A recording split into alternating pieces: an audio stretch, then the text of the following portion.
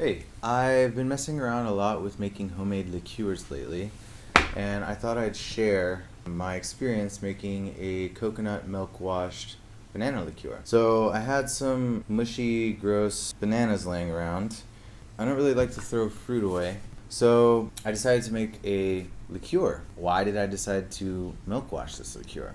This is a great recipe because it's so transformative. It takes less than ideal ingredients and kind of turns them into something really smooth, elegant, kind of takes all of the harsh qualities out. The coconut milk wash was sort of an experiment. I wanted to see if it would work, and I'd say that it did, with some caveats. It's been 3 days of straining. Some hiccups. I woke up and chose violence, and we'll get into that. But I learned a lot, and I thought I'd share it with you guys. So here we go.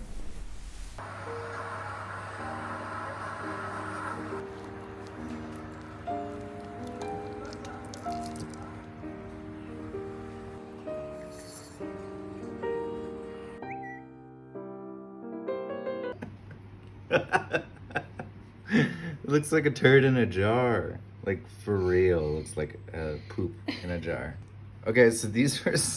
I can't. These are some bananas that were just like gross. Let me open it up. Let me see. It looks so nasty, dude.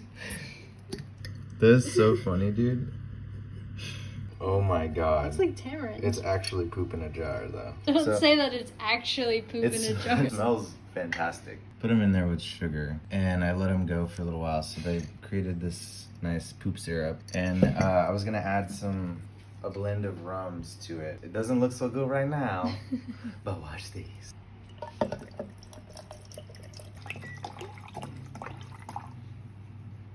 Probably should put more booze, but maybe I'll do one more, half a cup. Sugar at the bottom is... It's fine, it's gonna sit for like probably a week or more.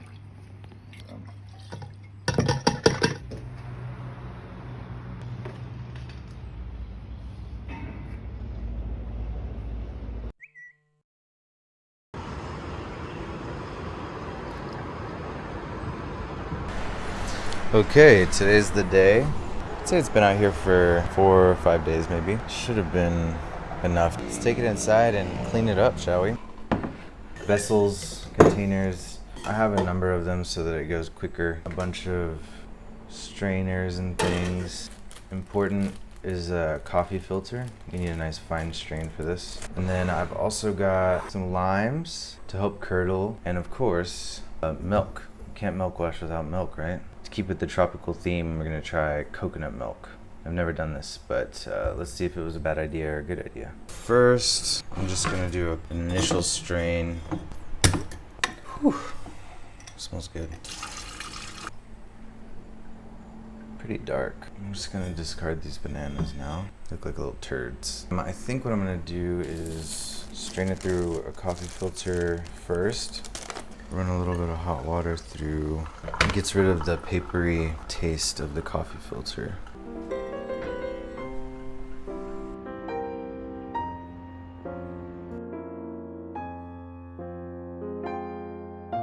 Okay, so it's the next day. We've got everything strained off. You can see all of that. It's definitely much clearer. I don't know if you can see. So now time to do the milk wash. Start with about 100 milliliter of coconut milk. And then we're just gonna pour this over the coconut milk, not the other way around. So milk does not go into liquor. Liquor goes into milk. Now I wanna see here if this is gonna curdle on its own. If it is, it's not happening fast enough for me. So if the acidity level of whatever it is you're milk washing isn't high enough, then it won't curdle immediately on its own. It's no big deal. All we need is some acid. So I'm gonna use some lime juice. Squeeze it in here. And we don't need a ton. I'm just gonna do a few drops. Stir it until we see that it's for sure curdled.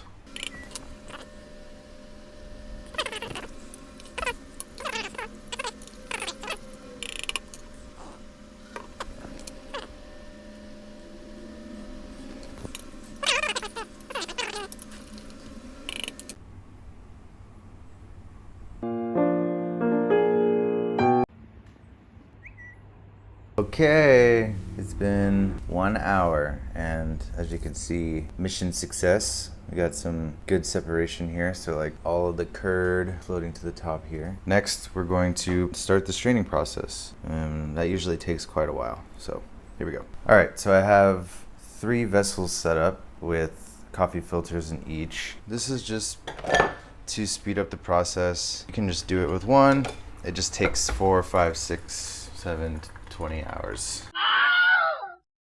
I'm gonna set up this clarification station and hopefully we can get this done in just a couple hours maybe. The idea is to create a little filter out of this curd. So I'm gonna pour this in. The first little bit that goes through is probably gonna be cloudy still. That's totally fine. We can just pour it back through. The idea is to let these curds settle in the coffee filter and kind of create a second layer of filtration goodness. It's also just good practice to stream it in like a nice thin stream and disturb the curd as little as possible. Alright, you can kind of see a little better it's pretty cloudy still. Alright, so we got some good filter beds here. We're gonna pour all this cloudy stuff back in.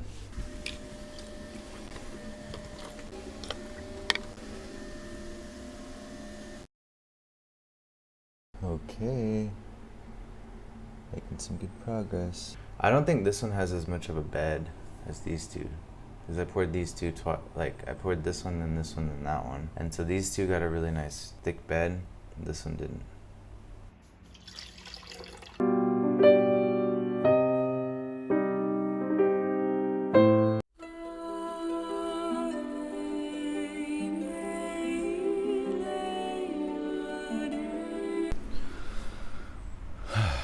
Okay, it's been 3 days of straining. Here's what that looks like. But we finally have it. However, I messed up. Turns out by splitting the coconut curd between 3 different vessels, which I thought was going to speed up the process, This is just to speed up the process. actually ended up making it take way, way longer. And I'll tell you why. Coconut curd sort of floats on top of the denser sugary liquid. That means is instead of floating to the bottom, it was separated out into 3, which means that there wasn't enough of it. It came out cloudy over and over, and I kept pouring it back through. So all of the curd into one filter. This is actually like 2 of the filter, if you can see that. I think that if you poured it all into one, ran it through a couple of times, let it go all the way through the filter so that the curd actually settles onto the filter, then it will run clear. You live and you learn. With whole milk, I didn't find this to be the case, but with coconut milk, I guess this is the way. All in all, it took us a long time, but we got it. Thought maybe we could taste a little bit. So let me grab a... Well, it smells amazing. Oh, snorted it a little bit. Very tropical. Definitely smells like coconut. Smells banana-y as all get out. Kind of funk. Yeah, it smells really good. Let's taste it.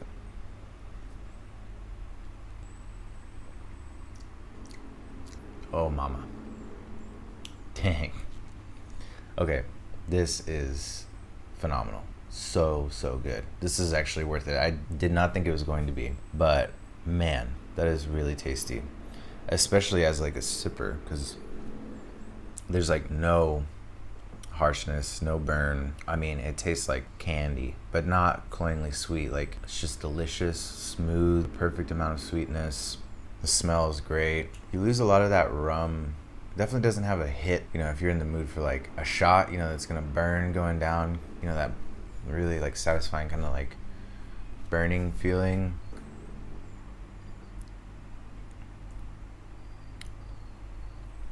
Utterly smooth and like round and creamy. It's great. Really tasty. So at this point, I was on cloud 9. It was a success. I had done it. I was so excited I even wrote a little jingle. But little did I know, things would soon go awry. Don't you throw out those bananas. Don't you throw out those bananas. Don't you do it.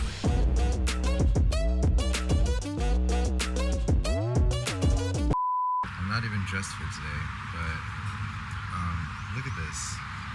My banana liqueur, it's cloudy. I woke up and chose violence. I'm hurt. This is gonna take some scientific research. I don't understand. It was just in this jar. It was clear, and now it looks like poop. Okay, let's talk. It's been a couple days. I've yet to make a drink with this because I've kind of just been doing other stuff. I look over and find that my beautiful, it's hissing. You hear it? My beautiful Clarified banana liqueur has gone completely cloudy. And I'm like, what the heck?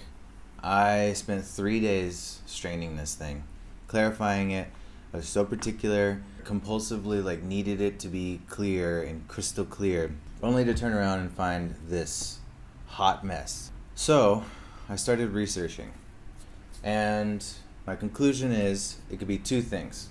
One, it could be something called chill haze. The particulates suspended in the liquid clump together so that they're big enough to refract light, and then it basically becomes hazy. So I don't know if that's the case because I've been here in this apartment the whole time, and unless the air conditioning at night somehow cools it enough to create the chill haze, I don't know. Which leads us to possibility number 2, which I think is maybe the more interesting and exciting possibility, which is that this has begun fermenting. The reason I think that this is the more likely one is because, if you recall, I added the sugar to the banana first and let that sit for, I think, a day or two. And so the fermentation might have started then, and there were active yeast feeding on sugars. Then I added in the booze. It's possible that this mixture is low alcohol enough, or that the yeast had grown enough to where the alcohol didn't kill them. I don't know. I'm hearing hissing noises coming from this. Very suspicious. So I'm gonna go ahead and pop this open and see if... Oh. Yeah. Upon further smells, this definitely smells like it's fermenting. The final test will be to taste it. Let's give it a taste. Yeah, 100%. Yeah, I can see bubbles. Not what I was going for. It's really delicious, like crazy good.